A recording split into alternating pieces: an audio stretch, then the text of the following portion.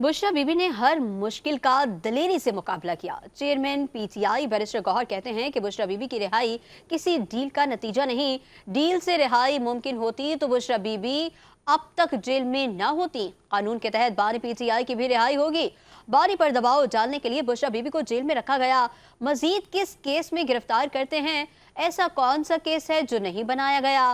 बुशरा बीबी का तो शखारा केस से दूर दूर तक कोई ताल्लुक नहीं था। जो कुछ भी हो रहा है मेरिट पर हो रहा है। बुशरा बीबी ने दलेरी के साथ 9 माह जेल बर्दाश्त की है।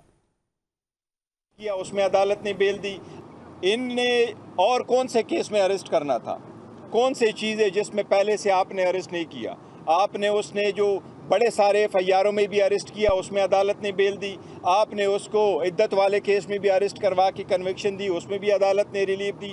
पहले भी तोशाखाना के केस में आपने उसको अरेस्ट करके अदालत में रखा, फिर एक दूसरा तोशाखाना का केस आपने डाल दिया। तो ये जितना भी हुआ है मेरिट पे हुआ है। बीबी का तोशाखाना के साथ दूर दूर तक कोई ताल्लुक नहीं था।